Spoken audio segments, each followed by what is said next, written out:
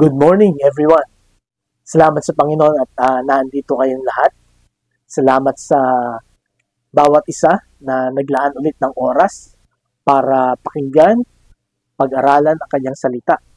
Salamat sa Panginoon sa kalakasan na pinagkaloob niya sa atin at tayo ay dinako niya muli sa lugar na ito upang sambahin ng Panginoon sa Espiritu at katotohanan. Sa atin pong pagpapatuloy, buksan na po natin ang ating pong mga Bibles sa Luke chapter 23 verses 32 to 34. Luke 23 verses 32 to 34, ang sabi po dito, "The other men, both criminals, were also led out with him to be executed. When they came to the place called the Skull, there they crucified him, along with the criminals, one on his right, the other on his left. Jesus said, 'Father, forgive them, for they do not know what they are doing.' And they divided up his clothes by casting lots." Pagpalain po ng Panginoon ang pagkabasa ng kanyang salita, tayo po ay manalangin. Panginoon, salamat po sa umagang ito na inyong pinagkaloob sa amin. Salamat po, Panginoon, sapagkat iningatan mo kami nitong nagdaang isang linggo ulit. Salamat sa mga pagsubok, mga hamon na pinagdaanan namin, na binigyan mo kami ng karunungan at lakas kung paano ito mapapagtagumpayan. Salamat muli sa bawat isa na nandito upang handang pakinggan at sundin, Panginoon, ang inyong pong salita. Tulungan mo ang bawat isa sa amin na maunawaan at maisagawa ang salita mo na maririnig namin ngayon pong umaga. Salamat po, Panginoon. Ito ang aming dalangin sa pangalan ni Jesus. Amen. Meron po ako na video na isi-share po sa inyo. Ito po ay nakuha ko sa Wall Street Journal. Ang paalala ko lang po ay huwag po kayong kukurap. Talagang intindihin nyo po ang nilalaman ng video ito sapagkat ito po ay video from Thailand. So, sana po ay basahin ninyo yung subtitle sapagkat through that ay maunawaan po natin ang kahulugan ng video na ito.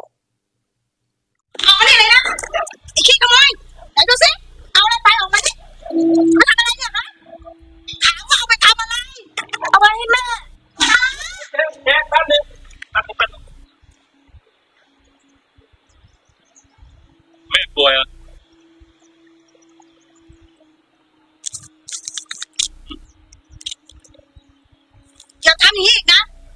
Ủa, cao lẩu.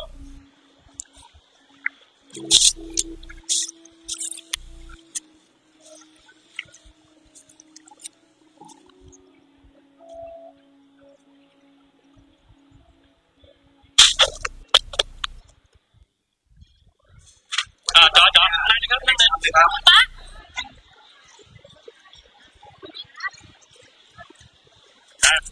Chặt về. Nào sang mai đi to thôi.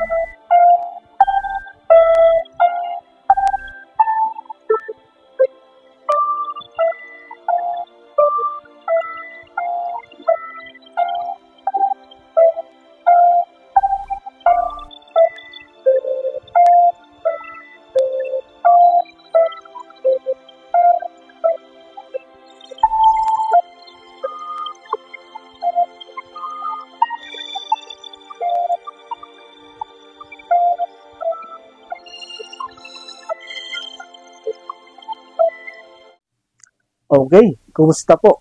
Ano po ang inyong naramdaman? Ano ang inyong naisip? At ano ang inyong gustong gawin after na mapanood ninyo ang video na ito? Kung bibigyan po natin ito ng title, ano po kaya ang maganda na title ng video na ito? Kung ako po ang magbibigay ng title ng video ito, ang ilalagay ko po ay The Power of Compassion. Ang kapangyarihan ng habag. Ano po? At makikita po natin doon, ano po, ang nangyari nga, no? At makikita nga po natin sa video ito kung ano ang nangyari nung yung tatay, no, ay naawa doon po sa bata, no po, na nagdakaw para bigyan ng gamot yung kanyang nanay. At yun nga, nakita natin after 30 years, no po, naging doktor na itong batang ito at nagkasakit itong tatay na ito. At yun nga, nakita natin kung ano po ang nangyari, no? Kung paano bumawi itong batang ito doon sa tatay. So mga kapatid, ngayon pong umaga, makikita po talaga natin, ano po, kung gaano kalakas ang epekto nung simple, no, para sa ating mga mata, na atin pong pagbibigay ng kalinga, lalo na sa mga tao na hindi natin kakilala, at lalo na sa mga tao na hindi natin kailangang tulungan. Di po ba?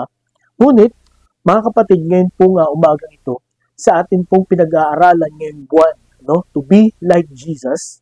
Last week atin pong pinag-usapan, to be like Jesus in conversations, no?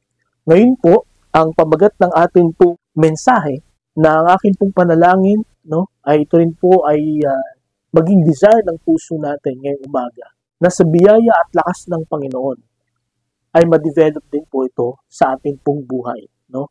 Yung una is conversation, ngayon po to be like Jesus in compassion.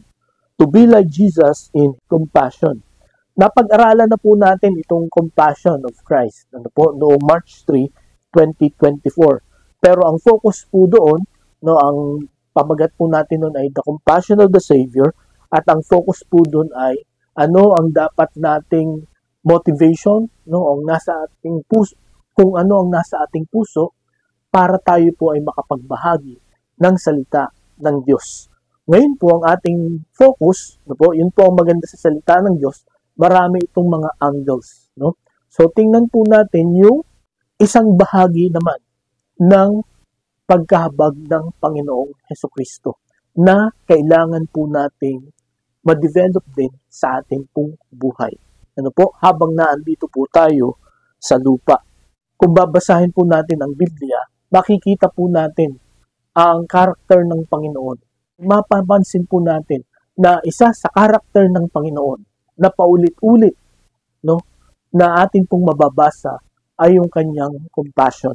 Ang sabi po sa Psalm 145 verse 8, ang sabi po ni Haring David, "The Lord is gracious and compassionate, slow to anger, and rich in love." So, dito po, no, si Haring David, no, naranasan niya ang habag ng Panginoon sa kanyang buhay. At ito ang kanyang conclusion.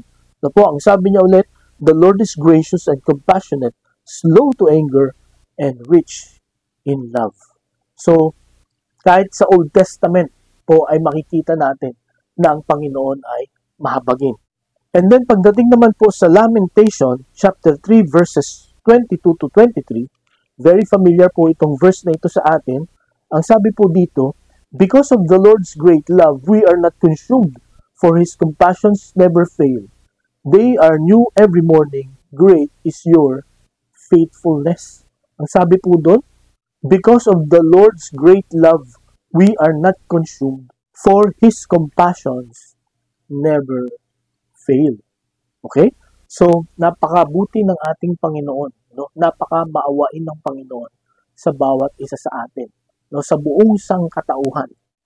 At ang napakaganda sa awa at pag-ibig ng Panginoon, ito ay laging bago, no? Hindi po ito nag-expire, hindi po ito kumukupas, at hindi po ito naluluba, no? Kaya salamat sa Panginoon sapagkat ang ating Diyos na sinasamba ay maawain. And then, pagdating po dito sa Matthew chapter 20 verses 32 to 34, ang Panginoong Hesukristo, nung siya po ay dumating dito sa lupa, ito po ang kanyang ipinakita sa lahat ng mga nakasaksi sa kanya. Ang sabi po sa Matthew chapter 20 verses 32 to 34, Jesus stopped and called them. "What do you want me to do for you?" he asked. "Lord," they answered, "we want our sight." Jesus had compassion on them and touched their eyes. Immediately they received their sight and followed Him. So ang Panginoong Hesukristo, na representation ng Diyos. Noong siya po ay naglalakad, mayroong mga bulag na tinawag siya, nagmamakaawa. Pero sabi ng mga religious leaders, sinabi ng karamihan, huwag niyong abalahin ang guro, manahimik kayo. Pero ang nag-reaction ng mga bulag na ito, lalo nilang nilaksan ang kanilang boses, ang kanilang panawagan. At ang Panginoon ay tumigil, at tinanong sila, ano ba ang gusto niyong gawin ko sa inyo? And then they told Him, we want to see. Gusto naming makakita. At immediately, ang sabi dito, pinagaling sila ng Panginoon. At ang sabi dito, dahil sa awa at habag ng Panginoon, immediately, the Lord heal them. Okay? So, yan po ang makikita natin pagdating po sa compassion. So, nakita natin ang Diyos nung Old Testament, ang Panginoong Hesukristo, nitong New Testament, na sila po ay nagpamalas ng awa at habag. And then, pagdating po dito sa Colossians chapter 3 verses 12 to 13, ito naman po ang hamon ni Apostol Pablo sa mga Colossian believers at naniniwala po ako sa umagang ito na kahit sa atin, ito po ang challenge. Colossians chapter 3, verses 12 to 13, ang sabi po dito, "Therefore, as God's chosen people, holy and dearly loved, clothe yourselves with compassion, kindness, humility, gentleness, and patience. Bear with each other and forgive whatever grievances you may have against one another.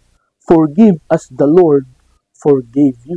Okay? So, napakaliwanag po ng mga talatang ito na kahit tayo po na mga mananampalataya, tayo po na tumanggap sa Panginoong Hesukristo, tayo po na mga tagasunod ng Panginoon, ang sabi niya, magsuot kayo ng habag. At ang sabi niya dito sa verse 13, "Bear with each other and forgive whatever grievances you may have against one another." Okay, magpasensyahan kayo, magpatawaran kayo sa isa't isa. Yun ang paraan para maipakita natin na tayo po ay mayroong compassion. So sa umagang ito mga kapatid, sa atin pong pag-aaral tungkol po sa to be like Jesus is compassion.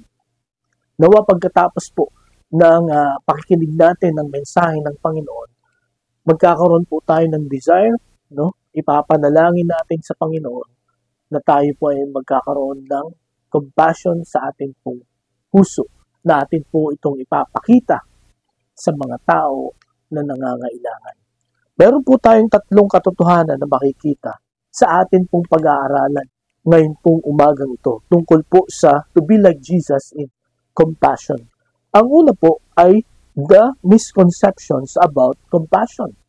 Ang mga maling akala tungkol sa pagkahabag. Kaya maraming mga tao, kumbaga para sa kanila, hindi ito ganun kahalaga. Hindi ito prioridad. Ito ay kanilang pinapakinggan lang. Ito ay kanilang binabasa lang. Pero marami sa ating mga mananampalataya, ang parang ito ay iniisang tabi lang. Ini-ignore po natin itong mahalagang pag-uugali na ipinakita ng Diyos ng Panginoong Hesukristo at iniuutos din po sa atin. Meron po na dapat tayong tanggalin yung mga misconceptions or mga maling akala tungkol po sa compassion. According po kay Nate Ryger of nextelement.com, meron daw pong 5 misconceptions about compassion. Ang una, it's all about empathy. It's all about empathy. Ito daw po ay pagkakaroon ng awa. Anong ibig sabihin po ng empathy? Ito po yung pagka nakita mo yung isang tao na nahihirapan, no, nalulungkot, o nasasaktan, no? Ang sasabihin mo ay, nakakalungkot naman, no? Alam ko ang iyong pinagdadaanan. Ramdam ko kung gaano yan kasakit. Hanggang doon lang, no? Ngunit hindi po ganun ang compassion, no? Akala ng mga tao hanggang sa isip at sa puso lamang ang compassion, no? Katulad ng empathy. Pero hindi po, no? Mamaya titingnan natin ano ba ang kahulugan ng compassion. So yun po ang unang misconception tungkol po sa compassion. Akala nila wala kang gagawin, no? Basta masabi mo lang, basta maisip mo lang o maramdaman mo lang yung awa, yung lungkot nila, okay na yun. Okay? And then ang number 2, it's a soft skill, no? It is a soft skill, no? So parang pang ano yan, pang mahina sa mga mahihina lang yan, no? Eh tayo gusto natin na laging malakas, no? Lagi tayong in control, no? Pero pagka naging compassionate ka, parang tingin ng mga tao ay mahina kang klase ng tao, no? O nilalang. Kaya maraming mga tao umiiwas na maging compassionate. Okay? So ang number 3, hindi lamang it's all about empathy, soft skill, but it's just for selfless servant leaders. Ito ay para lamang sa mga selfless servant leaders, yung may kakayahan, no po, na maglingkod, no? Yung mga hindi iniisip ang kanilang mga sarili, no? Na mga leaders. Pero ang thinking ng iba, hindi ito para sa lahat ng tao. Yun ang ibig sabihin, no? At ito ay para sa particular group of people lamang. Itong mga selfless servant leaders. Hindi para sa akin yan. Pero mga kapatid, ito pong nakita natin, nabasa natin sa Colossians chapter 3 verses 12-13. Ang sabi doon, you chosen people of God. Okay?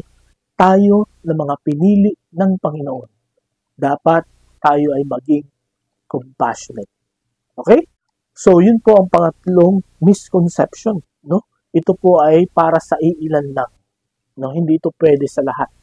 Pang-apat, it comes naturally, either you have it or don't, no? It comes naturally. Ito po ay natural na lalabas sa'yo, no? Hindi mo kailangang pilitin ang sarili mo, hindi mo kailangang pag-aralan ito. Mga kapatid, sa totoo lang, ano po, dahil sa tayo po ay makasalanan, no?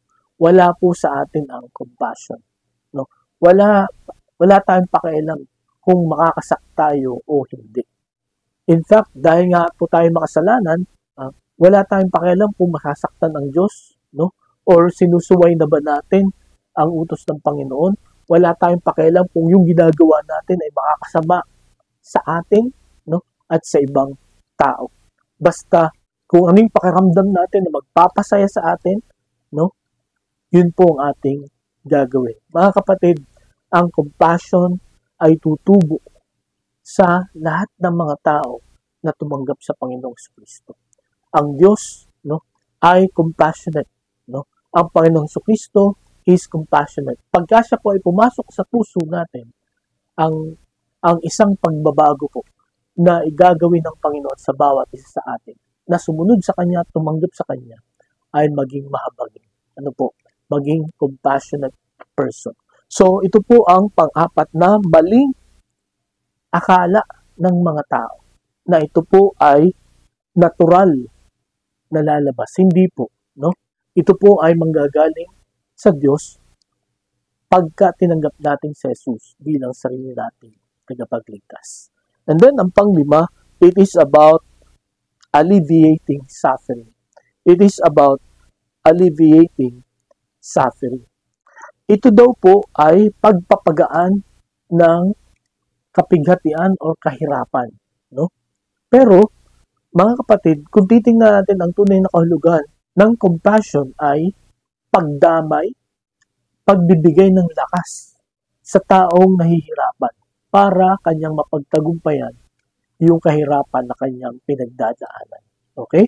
Ito po ay pagdamay. Hindi lang ito pagpapagaan o pagbawas ng sakit na kanyang nararamdaman, kundi yun nga, dadamayan mo siya, no? At bibigyan mo siya ng encouragement, no? Para ma-overcome niya yung kung anumang kabigatan na kanyang dinadala. So makita po natin itong 5 misconceptions about compassion. At tawa mga kapatid, kung isa dito sa 5 ito ang pinapaniwalaan natin, no? O pinanghahawakan natin, kaya hindi appealing, no? Or hindi tayo interesado na pag-aralan ang compassion ni Kristo. Mga kapatid, nawa ang mensaheng ito ang magbago ng ating perspective. Magbago po ng atin pong attitude, lalo na sa atin pong pakikitungo sa mga tao na nakapalibot sa atin at sa ating pagsunod sa Panginoong Jesucristo. Sapagkat ngayong umaga nakita natin buhat sa mga talata na atin pong binasa na ang Panginoon ay maawain. Ano po? At kung babalikan nga po natin itong Luke chapter 23 verses 32 to 34, ano po, makikita po natin kung gaano kamahabagin ang Panginoong Jesucristo. Nakita po natin dito na siya ay ipinako na sa krus, no? Sa pagitan ng dalawang magnanakaw. At siya ay titiningnan ng lahat ng mga tao. Ngunit ano ang sinabi niya? At ito daw ang una sa 7 huling wika ng Panginoon. Ang sabi niya, Father, forgive them, for they do not know what they are doing. So mga kapatid, ngayon pong umaga, kung merong perfect example na dapat po tayong tularan, ito po ay ang compassion ng Panginoong Jesucristo. Na sa kabila na siya ay sinaktan, na sa kabila na siya ay iniwanan, na sa kabila na siya ay ipinagkanulo, na sa kabila na siya ay pinahirapan at papatayin. Ang sabi niya, Father, forgive them, for they do not know what they are doing. Siya po ay nagpatawad. Kaya mga kapatid, ang pangalawang katotohanan na dapat nating makita at matutunan tungkol po sa compassion, no po? Hindi lamang yung misconception, kundi ang meaning ng compassion. Ano bang kahulugan nito? Again, ito po ay ating ng pinag-aralan noong March 3, pero gusto ko pong ipaalala sa bawat isa. Ang tunay na kahulugan po nito sa original na pagkakasulat ay to suffer together. Ano? Compassion, no? Ang ibig sabihin ng com ay with, ang passion ay suffering, no? So, kung ito po ay ating titingnan yung literal meaning, to suffer together. So, ang compassion pala, no? Ayun nga, dadamayan mo siya sa kanyang pinagdadaanan, no? Tutulungan mo siya, no? Palalakasin mo siya. At ayon po sa BibleStudyTools.com, ang compassion po is a feeling of deep sympathy and sorrow for another who is hurting, in pain, or has misfortune and is accompanied by a strong desire to help the suffering. So, ang kaibahan po ng compassion sa empathy, no, ay ito po, bukod sa malalim na pagkaawa, no, malalim na pagkalungkot sa masamang nangyari sa ibang tao, ay meron kang desire to help the person suffering. No? Meron kang desire na tulungan siya para mapagtagumpayan niya yung kanyang pinagdadaanan. Gaya po ng sinabi natin kanina sa mga misconceptions. Okay? So ngayong umaga, kung titingnan po natin yung ating pagkahabag sa mga tao, ano ang madalas na ating pong ginagawa? No? Madalas sa isip at sa puso lang ba natin ito ginagawa? Or sa puso't isipan na may kasamang action, no? Na may kasamang desire to help and to strengthen them, no? So that they can overcome the suffering. Kailan po natin na ipamalas sa ibang mga tao ang compassion? Okay, so sana po itong meaning ng compassion ay malinaw sa bawat isa sa atin ngayon pong umaga. So, Yan po ang makikita natin sa ginawa ng Panginoong Hesukristo. No? Kaya niya ipinanalangin dito na, Father, forgive them, for they do not know what they are doing. Sapagkat nakita niya na itong mga taong ito, no, itong mga tao na nanakit sa kanya, nang iwan sa kanya at gustong patayin siya, no, hindi nila alam na mali ang kanilang ginagawa. At sa mata ng Panginoon, yun po ang nakakaawa na tao. No? Na yung ginagawa mo, hindi mo alam na mali pala. Na sa kabila ng paulit-ulit na itinuro mo kung ano yung tama. No? Sa kabila ng paulit-ulit na itinuro mo yung dapat gawin, ay yung mali pa rin ang kanyang ginagawa. Hindi ba nakakaawa yung taong yun? So sa umagang ito, makikita natin na ang mga tao na walang kakayanan, no? Ang mga tao na walang pera, ang mga tao na may kapansanan, hindi po yun ang mga nakakaawa. Ang mga nakakaawang tao, yung ipinakita mo na, ipinaranas mo na yung solusyon, pero mali pa rin ang kanilang ginawa. Nalala ko po noong ako ay nag-aaral pa sa Bible School, meron akong kaklase na lagi siyang bumabagsak sa exam. So, ginagawa ng teacher ko ay pinaparitik ng exam. So, ang ginagawa ng kaklase ko, dahil magre-retake siya, minimemorize niya yung mga sagot dun sa tanong. No? So, yung kanyang test paper, nire-review niya yun, no? At saka yung question na yun. Kaso, ang ginagawa ng teacher ko, ginajumble niya yung mga questionnaires. So, after the exam, bagsak pa rin siya. No? And then, pina-retake ulit siya. No? Hanggang tatlong retakes. No? Para siya ay makapasa. Pero dahil nga ganun ang ginagawa ng teacher ko, ginajumble niya yung mga questionnaires. Mali pa rin ang mga sagot at bagsak pa rin siya. At ang sabi sa akin ng teacher ko, nakakaawa talaga yung tao. Kaya pinasa ko na lang. Okay? So, mga kapatid, ngayong umaga, alam po ba natin kung ano yung tama? Pero hindi natin ginagawa. Kasi yun po ang nakakaawang tao. Yun ang dapat nating kaawaan. Ano po? Yung mga tao na pagkatapos mong ituro kung ano ang tama, mali pa rin yung ginagawa. Pero ang Panginoong Hesukristo, hindi niya iniwanan, hindi niya reject, hindi niya kinundem ang mga tao.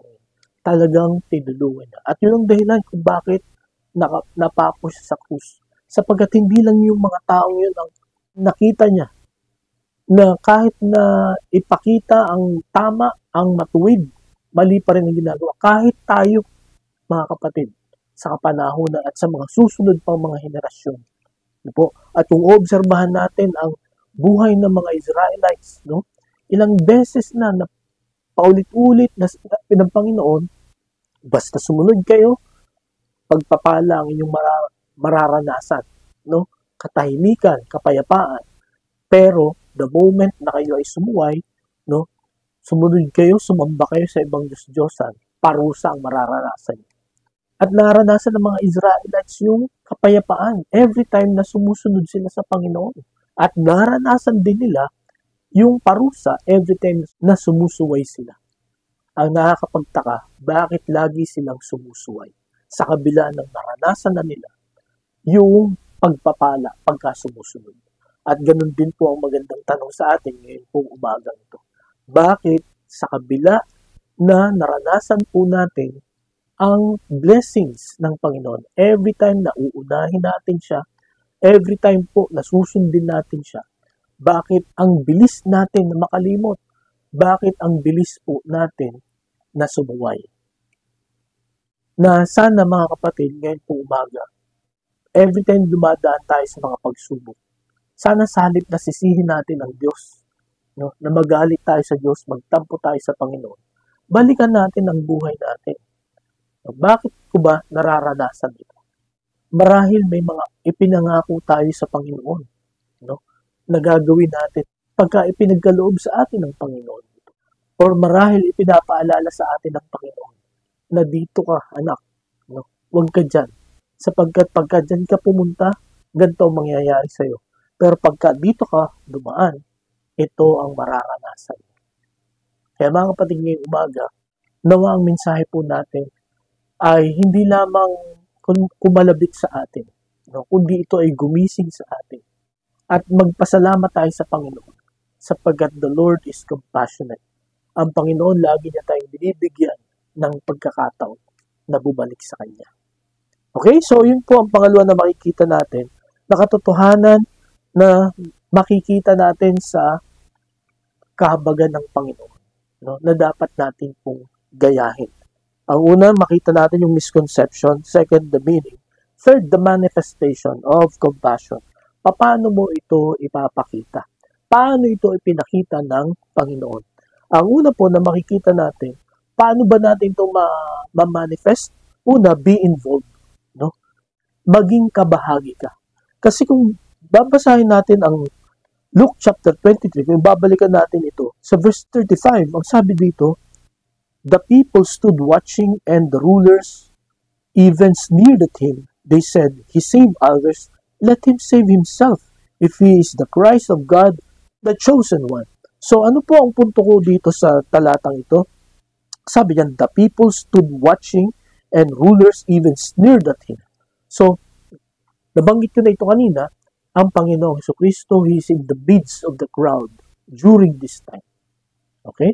Hindi siya umiwas, hindi siya tumakbo, hindi siya tumakas, hindi siya nagtago. No? Doon po ang gusto sanang gawin ni Peter. Noon pong gabi, nahulihin ang Panginoong Jesucristo. No? Gusto niya ipagtanggol, gusto niya patayin itong mga soldiers na ito. Pero ano sabi ng Panginoon? Ang sabi ng Panginoon kay Pedro, ibalik mo yung espada mo sa kaluban, no? Sapagkat kaya kong tumawag ng 12 legions of angels, no? Buhat sa langit para ipagtanggol ako. Pero hindi ko gagawin yon para matupad ang kalooban ng Diyos. Okay? So, hinayaan niya ang kanyang sarili na hulihin, no? Talagang pumunta siya sa kalagitnaan ng kahirapan to save you and me. And in the midst of them, He saw, no, na itong mga taong ito, hindi nila alam ang kanilang ginagawa. Kaya, ang panalangin niya, Lord, forgive them. At makita rin natin po yan sa Matthew chapter 9, verse 35. Ito nga po yung teksto natin noong March 3. Ano ang ginawa ng Panginoon? Jesus went through all the towns and villages, teaching in their synagogues, preaching the good news of the kingdom and healing every disease and sicknesses. So, pansinin niyo yung Jesus went through all the towns and villages, teaching in their synagogues, preaching the good news of the kingdom and healing every disease and sicknesses. So, He went to them, no? Hindi niya hinayaan na sila ang pumunta sa Kanya, no? Kayong may kailangan sa akin, kaya kayo ang pumunta sa akin, no? Sa kabila na tayong lahat ang may kailangan sa Diyos, ang Diyos ang pumunta sa atin. Si Jesus ang pumunta sa atin. Si Jesus ang naghanap sa atin, no? Sapagkat tayo nga, dahil sa tayong makasalanan, wala tayong panahon sa Diyos, wala tayong interest sa Diyos. In fact, ang sabi ng Psalms, the fool said in his heart, there is no God. Okay? Kaya ang Panginoon ay pumunta dito, namuhay sa ating kalagitnaan. Mga kapatid, if we want to develop compassion in our hearts, if we want to be like Jesus in compassion, kailangan po nating pumunta sa mga tao na nangangailangan ng tulong.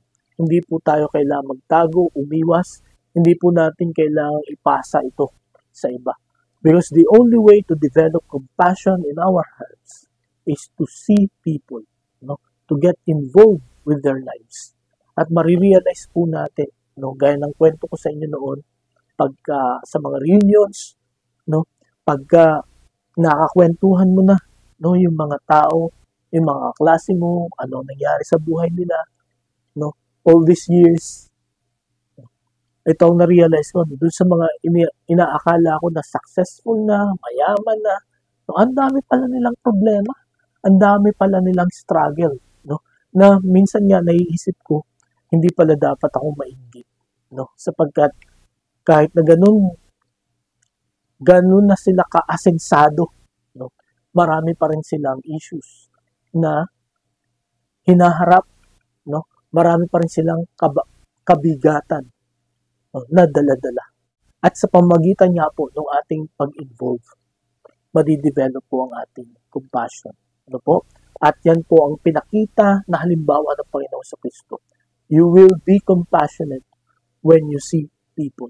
Kaya mga kapatid, huwag tayo pong matakot, makipag-usap, ma-involve sa mga tao. Huwag tayong matakot o mahiya na kumustahin sila. Ano ang kanilang buhay. No? I remember one time, meron pong isang Amerikano na speaker doon po sa Bible School at tumabi siya sa akin sapagkat sa unahan ako umupo. So kinakabahan ako, sabi ko, naku, mapapa-English ako nito. At kinausap niya ako, sabi niya, hello, how are you? I'm a pastor, nalimutan ko na yung pangalan niya. No? So ako naman, I'm okay. How are you? Sabi niya, I'm good. I'm happy to be here. And then, pinag-pray ko na, Lord, tulungan mo ako na magkaroon naman ng maayos kami na kwentuhan.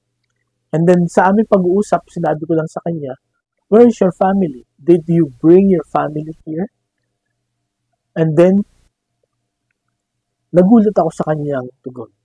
Matagal siyang sumugot at bigla siyang napaluha. And then, umalis na siya.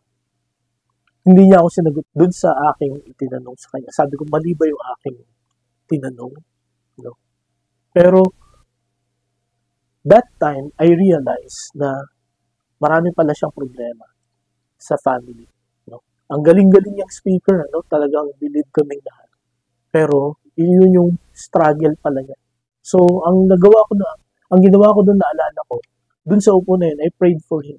No, that whatever na pinagdadaanan niya, ang Panginoon ang tumulong sa kanya, lalo na sa family. Okay? So, let us be involved. Pangalawa, let us be observant. No? Maging sensitive tayo sa nangyayari sa kapaligiran. No, dito po sa verse 32, kung titingnan natin, 2 other men, both criminals, were also led out with him to be executed. So makita natin dito kung anong ginawa ng mga tao, no? Kung sino ang itinabi ng mga tao sa Panginoon, no? Sa kaliwat kanan niya. 2 other men, criminals. Okay? And then sa Matthew chapter 9 verse 36, makikita po natin doon, when he saw the crowds, he had compassion on them because they were harassed and helpless, like sheep without a shepherd. Okay? Alam niyo po, napaka-importante na maging observant po tayo. No? Once we get involved. Kasi posible po na involved tayo, pero wala tayong pakialam kung ano man ang pinagdadaanan, ano man ang marinig natin, ang makita natin na pinagdadaanan po nila. Or ano kaya ang mararamdaman natin, no? Kung ang dami nating pinagdadaanan, kailangan natin ng tulong, pero yung mga kapatira natin, walang pakialam, walang interest pakinggan kung ano ang sasabihin natin.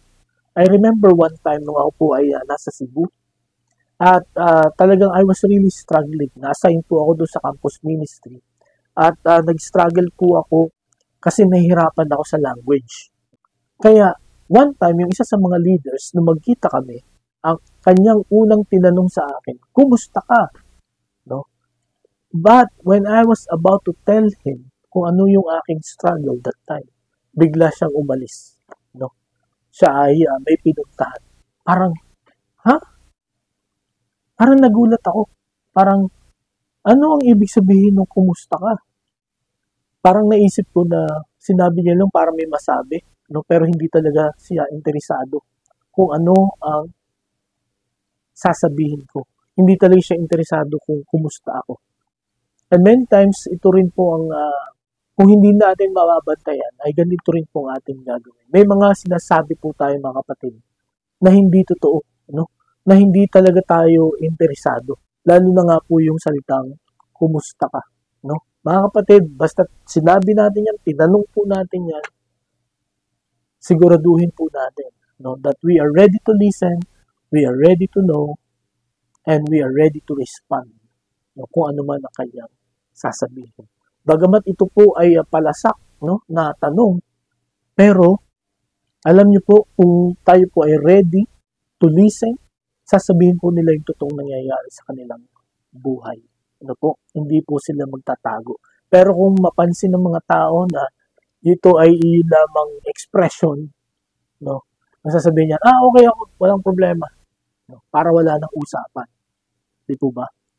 Mga kapatid, for us to manifest compassion, we need to get involved and we need to be observant.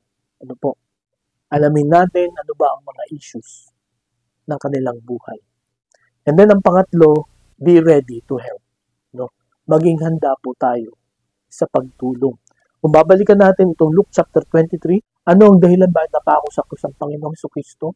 Napako siya to give the greatest solution to our greatest problem. Okay? At kung pag-aaralan po natin yung ilan sa mga himala ng Panginoong Jesucristo, talagang ang nag-motivate sa kanya ay yung kanyang compassion, yung awa sa mga tao ito. Kaya tinulungan niya agad ang mga ito. Hindi niya pinagpaliban yung kanyang pagtulong. Hindi siya nagdalawang isip sa kanyang pagtulong. No? Siya ay gumawa ng paraan para matulungan ang mga nabibigatan. At ganun din po ang gagawin sa atin ng Panginoon ngayon po. Umagang ito. Kung tayo po ay may kabigatan, no, may mabigat na problema, the Lord is compassionate. The Lord is willing to help us. At yan din po nawa ang ating iparamdam, no, ipakita sa bawat isa. No, that we are willing to help. We are ready to help. No, sapagkat sa pamagitan lamang noon, madidevelop po ang compassion sa buhay po natin. So yun po ang pangatlong katotohanan na makikita natin. Ang una, the misconceptions about compassion, the meaning of compassion, the manifestation of compassion. Mga kapatid, kailangan po ng mga tao ang habag sa oras na ito. No? Kailangan po nating maipakita ito sapagkat maraming mga tao na sa kabila na naituro na sa kanila yung tama ay yung mali pa rin ang ginagawa. So ipakita po natin kung ano ang dapat. No? Ang sabi nga po ni Ted Roosevelt, yung presidente po ng US, ang sabi niya, people will never care to listen to you unless you care to listen to them. Okay po, so mga kapatid, ito po yung tatlong na paraan para maipakita natin yung ating compassion. Ang pang-apat po at ang panghuli na katotohanan, no? Again, the misconception, the meaning, the manifestation, at ang pang-apat, the motivation. No? Bakit natin ito gagawin? Bakit kailangan natin magkaroon ng compassion? Bakit kailangan na isa ito, no? Na dapat nating ipanalangin na maging attitude natin upang magaya natin, maging katulad tayo ng Panginoong Jesucristo. Ang una na makikita natin, because of the depravity of the sinful man. No? Because of our depravity. Ano ba ibig sabihin ng depravity? Kawalan ng pag-asa na kahit anong gawin mo, no, ay walang mangyayari sa atin. Ang sabi po sa Isaiah chapter 64 verse 6, all of us have become like one who is unclean, and all our righteous acts are like filthy rags. We all shrivel up like a leaf, and like the wind, our sins sweep us away. So makita po natin dito, sabi po ni Isaiah, all of us have become like one who is unclean. No? Tayo pong lahat ay naging marumi at lahat ng atin pong mabubuting gawa, no, o matuwid na gawa ay para lamang isang maruming basahan sa harap ng Panginoon. Ang ibig sabihin, walang kahit anong gawa natin, no, ang makakapasa sa standard ng Panginoon. Walang anumang gawa natin ang makakapagdala sa atin sa langit at makakapagligtas sa atin sa tiyak na kapahamakan. Walang anumang gawa ang pwedeng maglapit sa atin sa Panginoon at magpanumbalik ng ating pong relasyon sa Kanya. Yun po ang ibig sabihin ng depravity of men. Walang pag-asa. Okay, mga kapatid, ngayong umaga, Nawa ma-motivate po tayo ng katotohanan nito. Sapagat salamat sa Diyos sapagkat tayo tumugon ng tama sa imbitasyon ng Panginoon. No? Naisuko natin ang buhay natin, pagsisihan natin ang ating mga kasalanan, at tanggapin natin si Jesus bilang sariling tagapagligtas. Sapagat ang pangako niya, ililigtas niya tayo sa tiyak na kapahabakan at dadalhin po tayo sa kalangitan. Okay? Ngunit may mga tao na hindi pa nakakarinig ng mabuting balitang ito or marahil nakarinig na sila pero hindi pa sila tumutugon ng tama. At tayo po ay representative ng Panginoon. No? Ang dahilan kung bakit buhay pa tayo, no? Dito sa lupa, hindi pa tayo kinukuha ng Panginoon, no? At hindi pa siya bumabalik, ay para ibahagi natin ang magandang balita, para ipakita natin, iparanas po natin ang kahabagan, no? Ang awa ng Panginoon sa mga tao. At ito ang dahilan kung bakit napako ang Panginoon sa krus. At ito ang dahilan kung bakit ganito ang panalangin ng Panginoon Jesucristo sa Diyos Ama. Father, forgive them, for they do not know what they are doing. Okay? Ang isa po na gusto kong makita natin dito, no? Nung sinabi niyang, Father, forgive them, for they do not know what they are doing. Ang ibig sabihin, kahit hindi mo alam yung ginagawa mo na mali na, you are already guilty. No? Hindi lamang ang mga guilty yung alam na mali yung kanilang ginagawa, kundi kahit yung mga tao na gumagawa ng mali na hindi nila alam.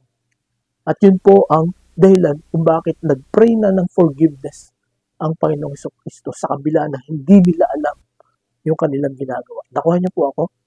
No? So may mga kasalanan po tayo na hindi natin alam na mali. Or may mga kasalanan tayo na, or may mga nasabi tayo, no? Nagawa tayo na hindi natin alam na nakasakit, naka-offend pala. Pero hindi ibig sabihin hindi tayo guilty. Ganun po katindi ang depravity, ang kawalan ng pag-asa natin. Yung alam at hindi natin alam ng mga kasalanan, may kaparusahan po yun. Pero salamat sa awa ng Panginoon, He asked for forgiveness, no, para po sa atin. So nawa ang mag-motivate sa atin kung bakit kailangan tayong maawa sa iba po, ay dahil sa ang mga tao ay walang pag-asa. Pero salamat nga sa Panginoon, sapagkat sa kabila na wala tayong pag-asa, tayo po ay pinili ng Panginoon para kanyang iligtas. Ano po? At ang paraan para makita po natin yung mga pinili ng Panginoon para iligtas is to share the gospel to all the people. Iparamdam, ipakita natin ang awa ng Panginoon sa kanila sa pamagitan ng pagbabahagi ng salita ng Diyos. So yun po ang una na motivation. Ang pangalawa at ang panghuli, the availability of the solution. No? Nakita natin yung depravity of the simple man. Pangalawa, the availability of the solution. Mga kapatid, ito dawa ang mag-motivate sa atin. Magbigay sa atin ng sigla, lakas, no? Katatagan sa pagbabahagi ng salita ng Diyos, sa pagpapakita ng atin pong habag at awa. Dahil may solusyon na. Nasa kabila ng depravity ng tao, may binigay na solusyon ang Panginoon. At nawa itong mga talatang ito na ating babasahin ay magbigay ng kaaliwan sa bawat isa atin at magpalakas sa atin na magpatuloy na ibahagi ang salita ng Diyos bilang pagpapakita nga ng ating pong habag sa mga tao na hindi pa nakakilala sa Kanya. Ang sabi nga po sa Lamentations chapter 3 verses 22 to 23, because of the Lord's great love, we are not consumed, for His compassion never fail. No? Dahil sa dakilang pag-ibig ng Panginoon, tayo po ay hindi sinira or napahamak. No? Sapagkat ang awa at habag ng Panginoon ay hindi nabibigo. No? Laging may pag-asa. Laging may awa ang Panginoon. Ang ibig pong sabihin nun, laging may solusyon ang Panginoon sa ating pong problema. At yun nga po, sa Matthew chapter 20 verses 32 to 34, yung binasa po natin kanina, ang tanong ng Panginoon doon sa mga bulag, what do you want me to do for you? Ang sabi po ng mga bulag, we want to see. At yun ang ginawa ng Panginoon. Binuksan ng Panginoon ang kanilang mga mata because He had compassion on them. And then sa Colossians chapter 3 verses 12 and 13, as chosen people of God, we need to wear compassion. Mga kapatid, may solusyon sa matinding problema ng sangkatauhan. May solusyon sa atin pong matinding problema. Yun po ay ang kaligtasan. Yun po ay pagpapatawad ng Panginoon sa lahat ng ating mga kasalanan, mabigat man yan, magaan man yan, kukunti man yan, o marami man yan. Kaya tayong patawarin ng Panginoon once na humingi tayo ng tawad sa Kanya. Dito po sa Luke chapter 23, inihingi niya ng tawad. Ang mga taong ito na gumawa ng matinding kasalanan para magkaroon po sila ng pag-asa. At nawa ito rin po ang mag-motivate po sa atin sa umagang ito. Para magkaroon po tayo ng desire, panalangin natin na tayo po'y maging katulad ng Panginoong Jesucristo in His compassion. Walang pag-asa ang mga tao kung sa ganang lakas at talino po natin, at galing natin, hindi po tayo makakarating sa langit, hindi aayos ang buhay natin. Kailangan po natin gawin ay yung available solution na pinagkaloob po sa atin ng Panginoon. Yun po ang dapat nating sundin. Ngayon pong umaga, may 4 po tayong nakita na dapat nating gawin sa pamagitan ng biyaya at lakas ng Panginoon upang ma-develop po ang compassion sa buhay po natin, katulad ng compassion na ipinakita ng Panginoong Jesucristo. Nawa matanggal na sa atin yung mga misconceptions. Sana makita po natin yung tunay na kahulugan nito at ito po ay ating ipakita sa mga tao. At nawa ay tayo ay manatiling tapat na ipamuhay ang habag ng Panginoon sapagkat ang Panginoon ay nahabag din sa atin. Nawa ipakita rin natin ito sa ating pong mga kapatiran. Sa pamagitan po noon, mga kapatid, maluluwalhati natin ang Panginoon and the Lord will bless us. Tayo po'y manalangin. Panginoon, salamat po sa paalala mo sa amin ngayong umaga. Salamat po, Panginoon, sapagkat ipinaranas mo at pinakita mo sa amin ang inyong awa. At binigyan mo kami ng lakas at kakayahan para magkaroon din kami ng habag sa iba. Panginoon, dalain ko po na samantalahin namin ang pagkakataong ito sapagkat marami ang mga tao nakapalibot sa amin ang nangangailangan ng habag na galing Panginoon sa inyo. Sa ganang amin, hindi namin kaya ito. Pero Lord, tulungan mo kami na ang banal na Espiritu ang laging magpuspos sa amin para ito, Panginoon, ay amin na iparana sa mga tao. And in that way, Panginoon, makakilala din po sila sa inyo, sumunod sila sa inyo, maglingkod din sila sa inyo, at iparanas din nila ang habag na ito sa ibang mga tao. Salamat po sa umagang ito, salamat sa bawat isa na nakarinig, patuloy na inyong pagpalain, nawa Panginoon ay lead mo kami sa mga tao na nangangailangan ng habag at huwag namin ipagkait ang magandang balita sa kanila. Salamat po Panginoon, ito ang aming dalangin sa pangalan ni Jesus.